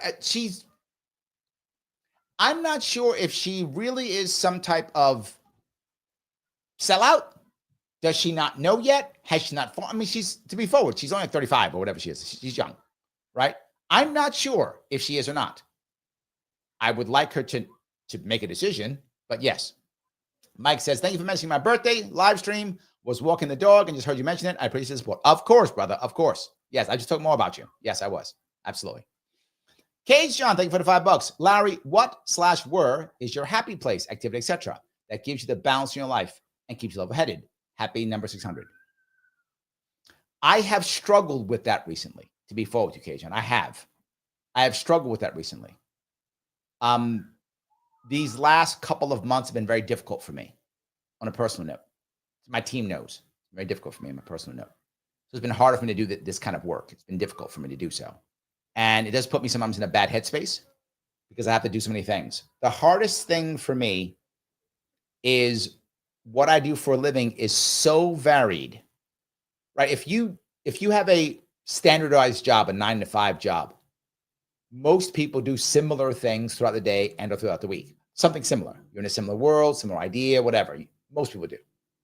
I literally do something extremely different like every other hour. I'm not joking. Like I will be talking to a lawyer and talking about how to do an opening statement for a couple of hours. Then right after that, I'm talking to a small business owner on how to market. And then right after that, I'm talking to an executive on how to handle this board. Right after that, I'm helping to raise money for a PAC. Right after that, I'm talking to a politician who's deciding who wants to run for, a local government or not. That's the kind of stuff I do often daily basis. And then people call me in the middle of the day for different things. Friends call me for help or advice. My brain is all over the place. It's why I struggle. And my team knows this. It's why I struggle to get stuff done sometimes because I'm so everywhere. And what stress is in your brain is non-focus.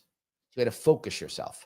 So what I try to do, believe it or not, is I try to do a couple of things. One, I step away, one thing, and I will cook for my daughter. I know it sounds weird, but true. I'll cook for my daughter. Like I'll go off and I'll cook for my daughter. Gets my mind off of things. I won't listen to anything. Or the second thing I'll do is I'll find a reason to run an errand locally in New York City. Like I walked everywhere I go, right? So I'll find a reason to run an errand. Like I'll just go get some milk or something, right? I'll literally just purposely just go walk and do that to get my mind cleared on when I can just get myself back into the right headspace.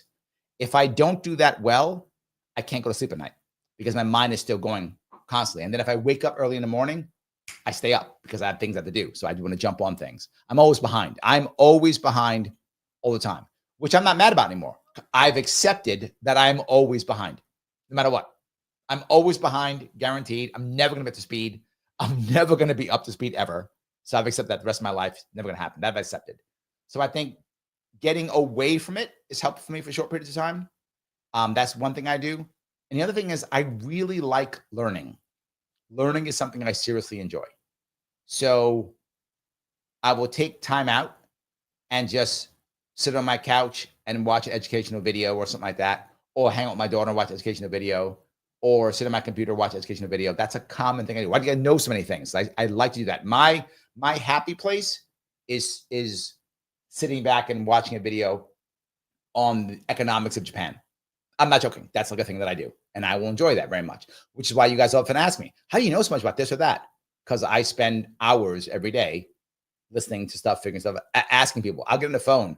Michael teases me, like, you on the phone with that guy? Yeah, I'm on the phone with that guy. Because I want this guy I want to know what's happening. I want to understand these people, what's going on. So I do a lot of phone calls. And the issue I have is because who I am, when I get in the phone with somebody, it's often an hour because they want to keep talking. They want to keep asking questions. I want information. So yeah, it is challenging. So Anyway, I hope I answered your question at least. That's what I try to do. I can't. The next piece, I'll add one more piece. When I get into bad headspaces, which I do, I think we all do, I do also, I try to remember that the worst year of my life was 2010. That was the worst year of my life.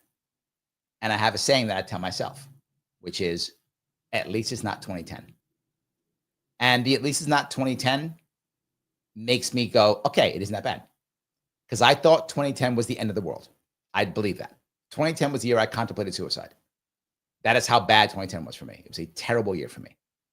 And it's not that. So I'm good, right? If I could survive that and it's not that, I'm good.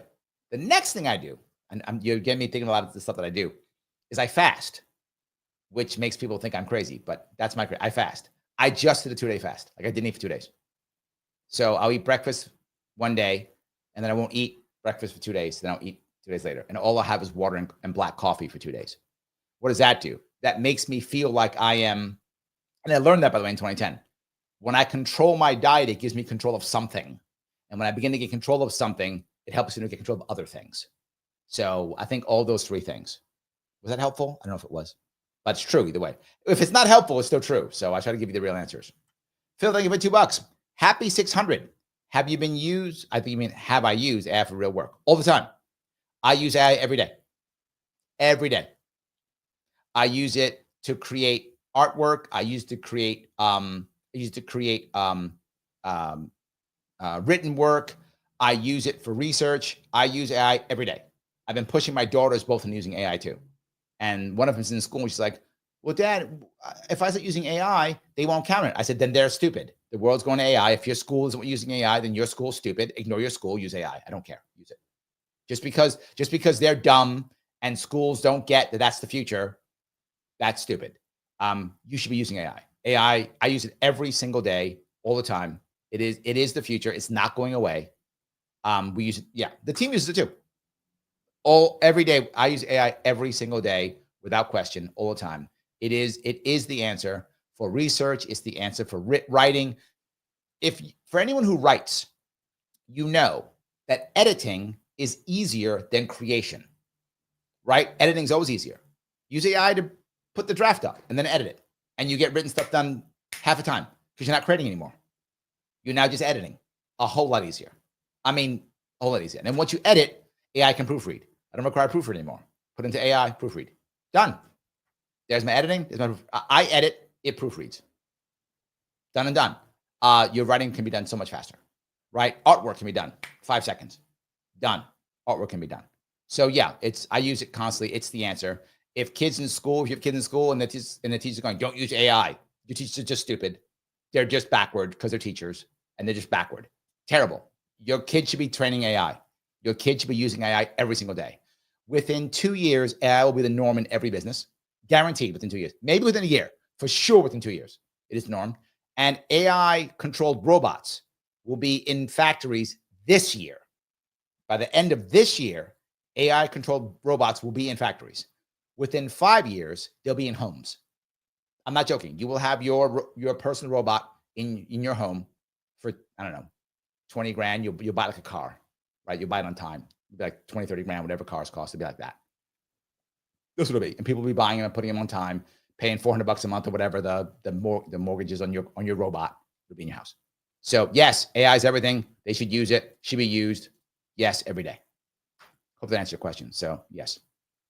Phil says the North Country has college towns. Respect the machine. Yes, it has some college towns, correct, but you know they ain't winning. You know they're not. You know that. Come on. Pete says, need some inside baseball eye with the Democratic Party in shambles and Trump playing Russian roulette with the economy. The Libertarian Party ready to take the shit over, or they still virtue signaling? Still virtue signaling. There's nowhere near ready. Nowhere near ready, Pete. The only way they would be able to take over is if they have an amazing candidate at the top. And I gave them that. I'm not gonna get triggered. But I gave them the candidate, Pete, last year, the right answer to fix this. And they went, no, we want a virtue signal. So I didn't get triggered, Mike. So until that candidate comes in 2028, whoever that candidate is, then maybe. Until then, no. Yes. Her says Trump will get clobbered in the midterms, and I'm a Trump fan. Maybe. Again, what he's saying, I'm not saying it was true. I'm saying what he's saying. What he's saying is it's going to happen within 2 years. If that's true, that won't happen. If it's not, you're right, Hirsch. Yes, depends. 100%. So, all righty. Let's see here. John says, Eric, I live really close to St. Larry's Bar. Oh, yeah, St. Larry's Bar. I go there. That's in St. Lawrence County. Correct. That's in St. Lawrence County, which, by the way, is the largest county by area in New York State. St. Lawrence County is the largest county by area in New York State. Yes, I do go there, 100%. So yeah, and North Country's not going blue. That's not a thing. You live there, you know. Hirsch, Capital District could go blue, of course, but you know North Country, that's not going blue. That's not going to happen. Absolutely. So yeah. Anyway, Hirsch says Trump will beat Obama. The bloom was off the rose. I agree. Yeah. Absolutely. I agree. But he could win he could win a primary. And that's my point. I think he could definitely win a primary. That's for sure. Yeah. Dave says, Larry, if Republicans were scared of North Country, they are probably stupid. I think they were afraid of a non-Trumpican could win the seat. That's possible. But the front runner at the time, when they were going to do this election, was a hardcore Trumpster. If you remember the front runner, this is a true story. He literally put on his building, the guy's wealthy. He's got a business. I forgot what his business is, but he put a Trump sign on top of his building. It was a neon sign. So it was a Trumpster. It was a Trumpster. So maybe, but no, the guy who was going to win if it wasn't Stefanik was also a Trumpster. I mean, hardcore. Literally has a Trump sign, neon light on top of his work building. So yeah, I get it, but that wasn't going to happen. Yeah. All righty. Mike goes on to say, Dems are trying to get Michelle grift off Obama women and race to be popular. No one's buying it. Michelle Obama is still loved by Democrats. That's true. And she can move a crowd. But she's not a politician, right? And that's why she's not running. Michelle Obama is smart enough to know that she's not a good politician, right? She gets that. In fact, she didn't want Obama being a politician, right? Which was silly because Obama's a great speaker and can move a crowd. Michelle also can move a Democratic crowd. You put Michelle in front of Democratic donors, she's cleaning that room up. She absolutely is. She's cleaning the room up. But that's all the place that she survived. You notice, Mike, that's her skill set right there.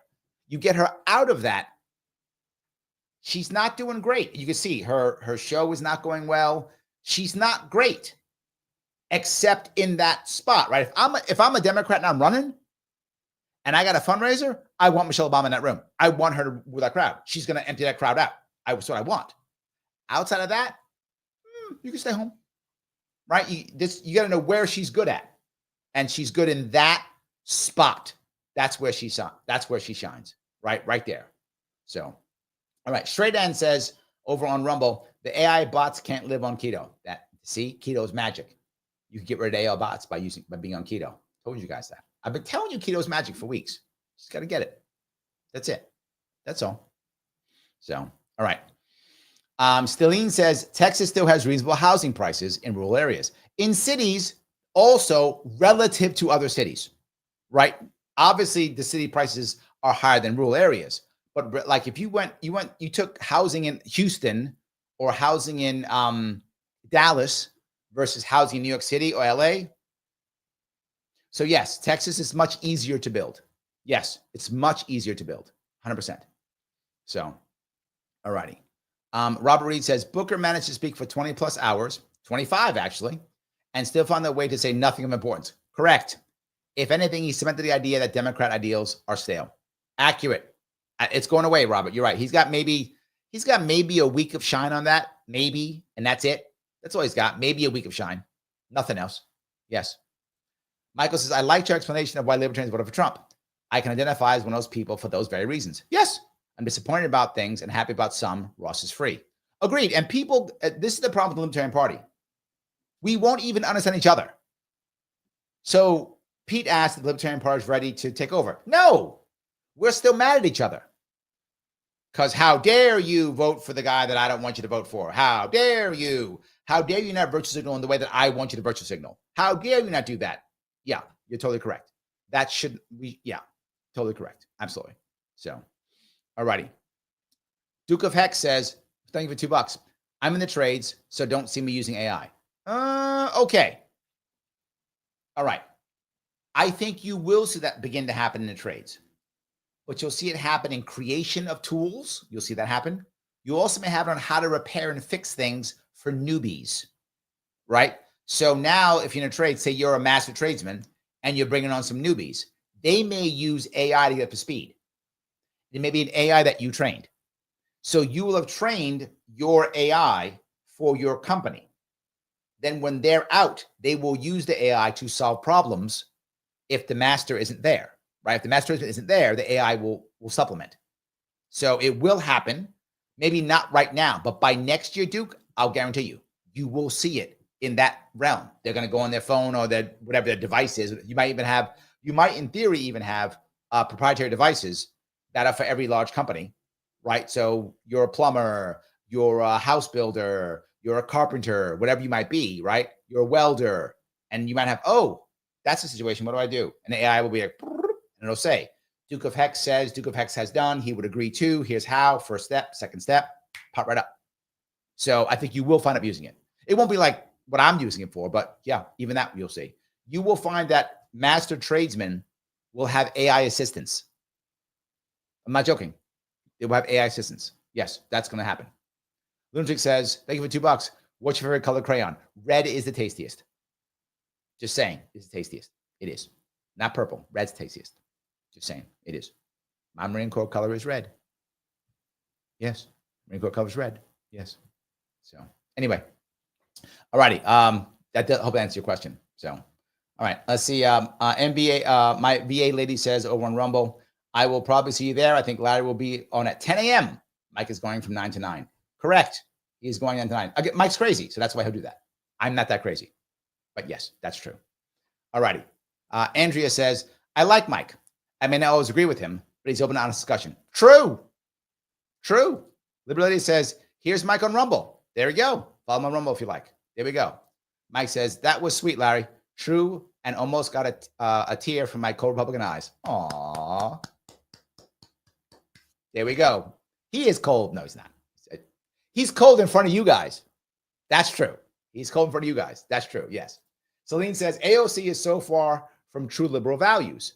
Most Dems are now. True. They lost the best ones like Kennedy and Gabbard. And here's the worst part.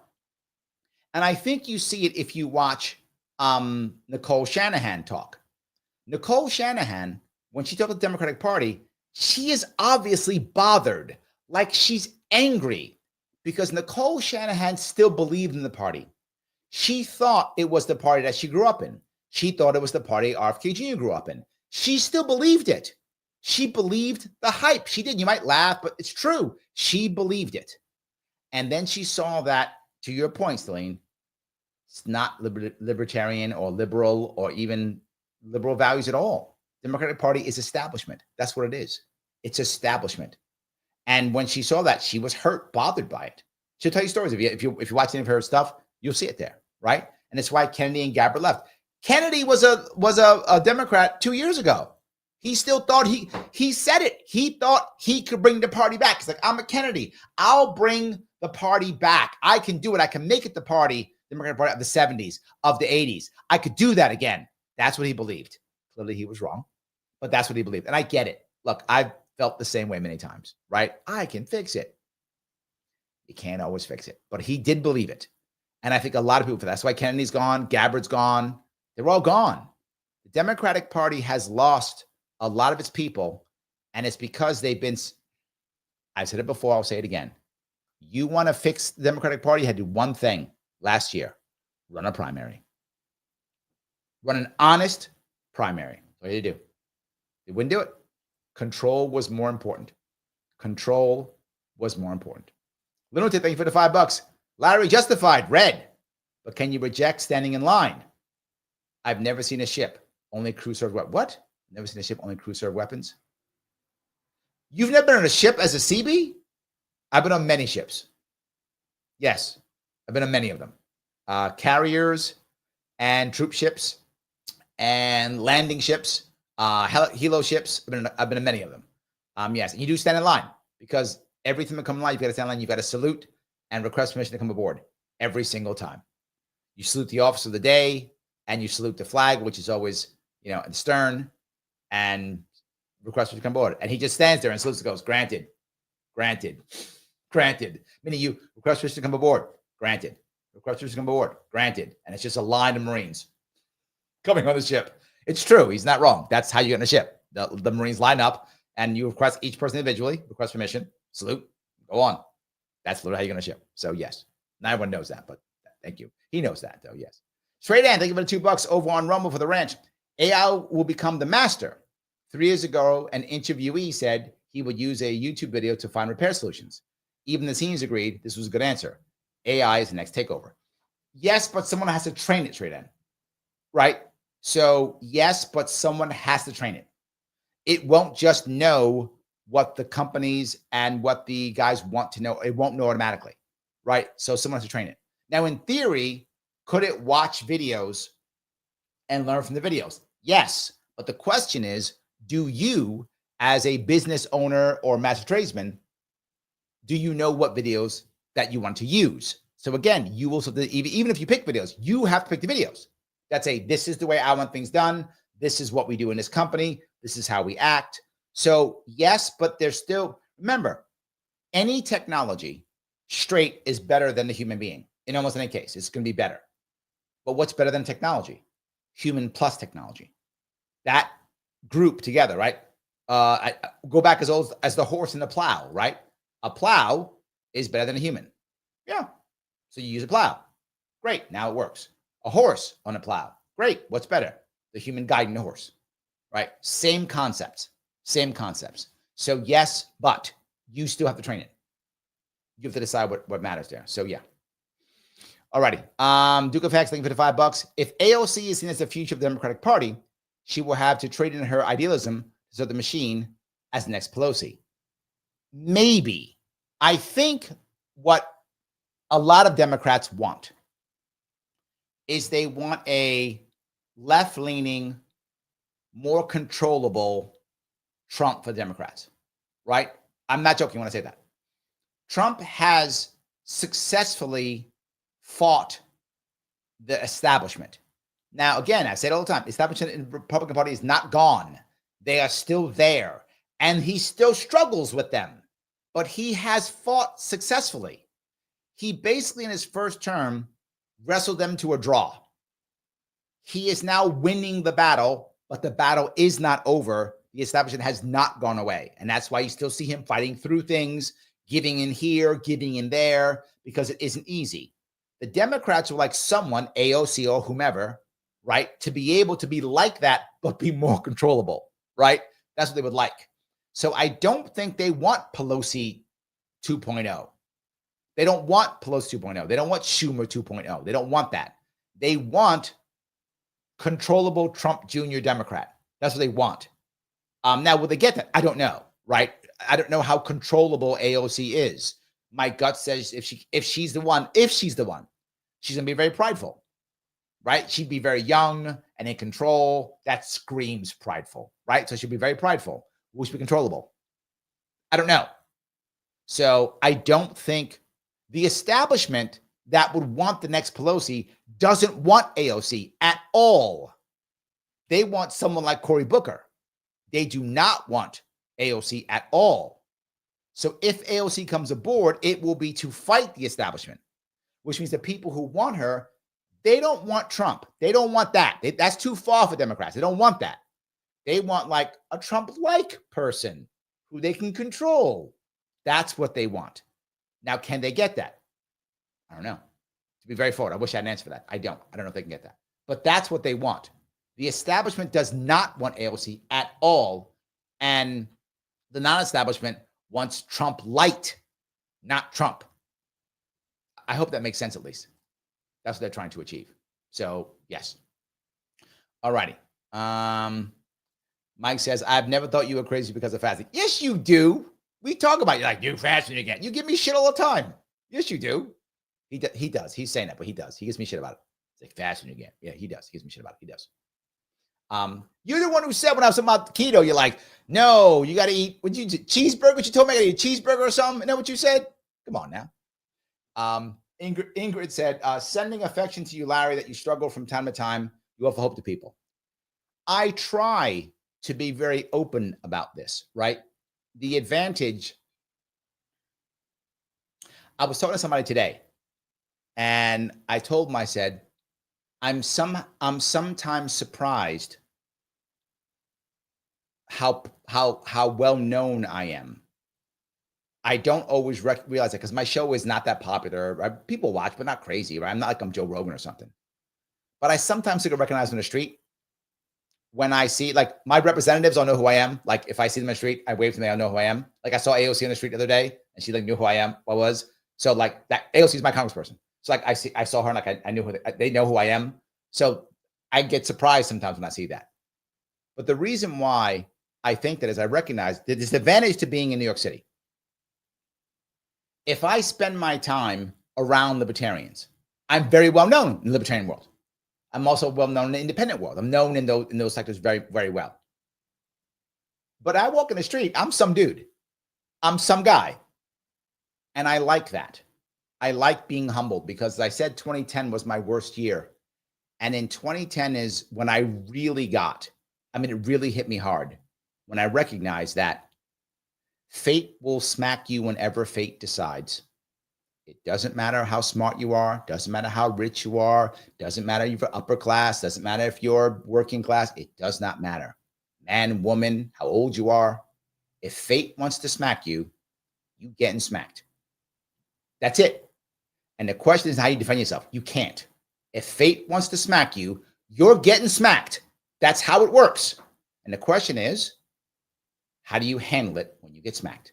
What do you do when fate smacks you? And sometimes fate is a little tap, and sometimes it winds up and smacks the shit out of you. All depends on what it decides. And you're getting it. You can't stop it. How are you going to handle it? And I learned that hard. The crash of 2008, 2009, I still had enough hubris to think, no, I'm smarter than this. I can get around this. This can't get me. I was way wrong. And boy, was that humbling. And that humbling has never left me. That was 15 years ago. And that humbling has never left me. Like I got humbled hard, and I never forgot that. And I'm still to this day, I'm like, fate can smack me whenever it wants to, whenever it feels like it. I hope it doesn't feel like it. That's it. I keep moving on, and I hope it doesn't want to smack me, because when it wants to, it will. You too, Ingrid, everybody else watching, listening, if fate wants to smack you, it will smack you. You just getting smacked. So how do you handle it? That's the issue. So I don't mind telling people that. I don't mind being humbled. I am human, and I wish I was perfect. That'd be amazing if I was perfect, but I'm not. I'm just some dude. So thank you for that. And I hope that me saying that makes other people who you might think you perfect. You're not either. Just saying, you're not either. And when fate wants to smack you, it will smack you when it decides to. And you got to figure out what you're going to do about that. Because when fate wants to smack you, as I said, you're getting smacked. That's it. Mastermind says next will be robot cops and soldiers. I do not want robot cops. I do want robot soldiers, though. I do. I go to a point where I think I don't actually want us to make a new fighter jet. I hate it. We should be making drones. Why do we have pilots in our airplanes? Can't stand it. Yes. Cannot stand it. Yes. Mike says AI after base knowledge is a tool. AI as knowledge is the fastest way to mental slavery. True. Unless we integrate, Mike. Maybe Elon's going to get us to have all them chips in your head. See that? You won't get it. Mike ain't getting no chip in his head. That ain't going to happen. Mike's never doing that. But people will. Mike won't. But people will. They'll put a chip in their head. Before you know it, yes. Absolutely. But I'm okay at robot soldiers. The Chinese are already doing that. They got Chinese, them dog soldiers. They already got it already. And I'm like, fine. Do the Chinese dog soldiers. I'm fine with that. I don't want robot cops. I don't want that. Yeah. That's literally like RoboCop. I'm going to pass. Yeah. So Liberty says, sounds like the movie iRobot. I'll pass. Yes, iRobot is going to happen. Yes, literally iRobot's going to happen. Yes, that's accurate. 100%. Yes. So you don't have to like it. You don't have to get one, but people will get them. Somebody's going to get them. Like, this is going to happen, right? Someone's going to get that chip in their head. It won't be me or Mike. I'm not putting it in my head either. Me and Mike are not going to have chips in our heads. However, I guarantee you people are going to put chips in their heads. Happily volunteer for it. Guaranteed that's going to happen. So, yeah, we'll see. Yeah. Tradan says, no, not the Borg Nation. Sadly, yeah. I think we may be having the Borg Nation. That's possible. That could be a thing. That could be a thing. So, yes. All right. Michael says, I'm in 21, extremely red, and Anthony would have won easily. Yes. Oh, so you know the guy. Yes, Michael, you're right. Yes, exactly right. That was the guy's name. Yeah, right. Yeah. Absolutely. Yes, easily. 100%. Yes. 100%.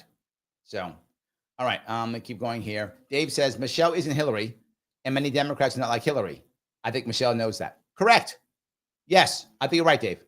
She is very good in that one spot, right? She's very good at that one spot, which is getting money out of Democrats. That is her skill set. If you are a Democrat and you want money out of Democrats, call her, and if she'll come, you're in good business. That's where she survives. The rest, it's okay. It's okay. Christine agrees. Red crayons are the best. Yep. Andrea says red's the best. Correct. Accurate. See, lunatic? Accurate. We all know. Absolutely. All righty.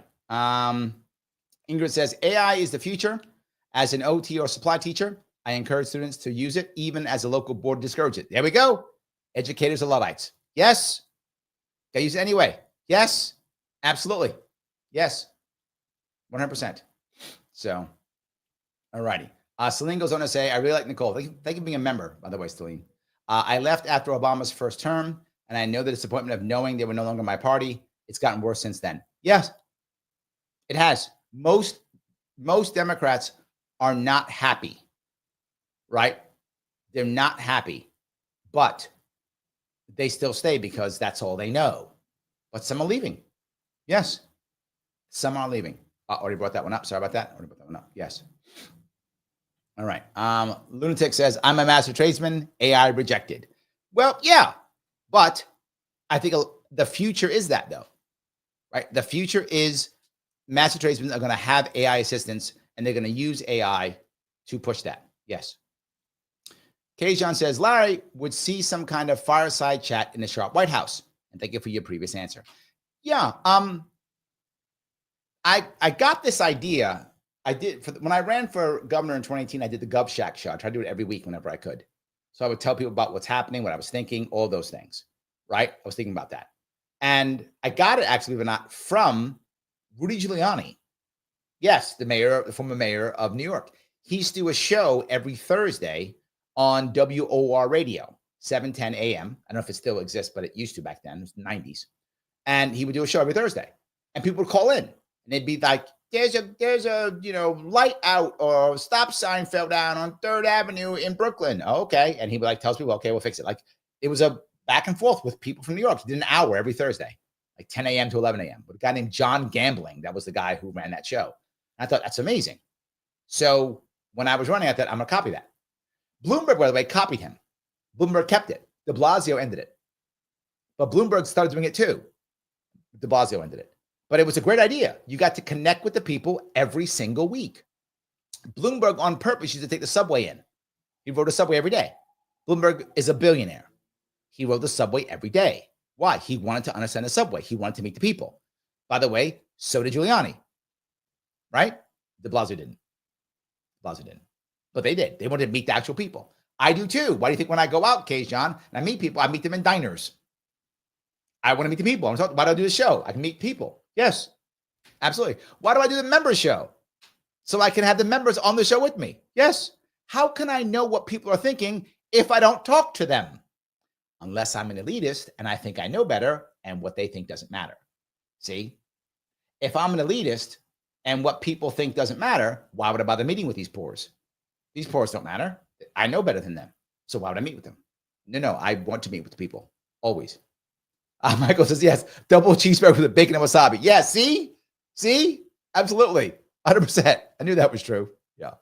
So, all righty. Let's see here. Let me grab a couple more of these if I could. All righty. Let's see here. That's to Michael. That's not to me. Michael said, I've been a libertarian for over 10 years. It's hard to be a libertarian when the duopoly has total control and makes it impossible for people to compete with it. Yes. Correct. Mastermind says, robots killing humans sounds like a bad business model. We're doing it now. We drone strike people all the time. This robot's killing people, right? We drone strike now. We're doing it already. Why not? I'm not saying you're wrong, but we're doing it already. That terrible, dystopia is now. So yeah, we're doing it already. I just don't want us being killed. That's what I'm saying. Liberty says, Larry thinks he's some dude. I consider him a liberty mentor and I value his opinions. Oh, thank you. I'm part of his team because I believe in him. Oh, I get offended when I see people attack Larry online. They do, though. You will see it. Yes, they do. Yes, they do. They absolutely do. Yep. Kim says, that Liberty lady. Yes, I hate to see Larry on a left-leaning show and they bash him. Makes me spitting mad. They do. Yes, they do. Phil says, using Grok to write a story. I've got the story burning. Yeah, I love it. That's the point. Yes, 100%. Absolutely. Shane says, thank you for, Shane, how are you, my friend? So good to see you. Petitioning this year versus 2021 is a stark contrast. So many registered Dems who say they're never voting Democrat again. Yes, it's a common thing. A lot of Democrats have walked away. I agree. I mean, they really used to walk away. 100%. It is a big deal. It is a big deal. Duke of Heck says, thank you for $2. Absolute power corrupts. Absolutely. Am I wrong? No, you're right. It does. Absolutely true. I see it constantly. Yes, I see it constantly. It is crazy. Kim asks, Tony Phil, is that AI free or monthly cost? You can do both. AI is relatively cheap. Relatively. You can get I think ChatGPT 4.0, I think it's like $20 a month, which again, or you can get it free. Either one. It's free, or you can pay $20 a month. And yes, it will make art. It will make art. It will make pictures. It will write for you. Do all the things. It will do research for you. Everything. My youngest daughter is trying to write, so I'm trying to get her to use ChatGPT to give her outlines. Ask her to put an outline together so you can start writing more, right? Because one of the hardest things you can do is start. It's hard. So that allows her to start. I think that part is great. Guys, I'm going to ask you one more time, if you would please click the button known as like. It does matter. Click it. It matters. Every single click does matter. Please do so. If you have not reposted, if you have not shared, please share. Please repost it. It does matter. Please follow me on Facebook, on X, and Rumble. It does matter. If you have not gone to the Sharpe Way YouTube page and subscribed, why do you hate the children? Do so and select all notifications. If you can get over to Rumble and follow me on Rumble so I can get past that 500 mark, that'd be awesome too. It does matter. And no matter what, I will see you at 10 a.m. on Sunday. No sound bites allowed. I will see you on 10 a.m. Sunday. No sound bites allowed. Me and Mike Voss talking trash. I'll give him crap about the cheeseburger, probably, or whatever. I don't know. We'll figure out something. It'll be great. It's his birthday. He's going to be 21 finally, so he can finally drink. He can throw away that fake ID. That'll be amazing. Guys, when I'm done with this, do me a favor and please put in the comments what you think about AI. Please put in it what you think about AI. It really does matter. I will see you all very soon.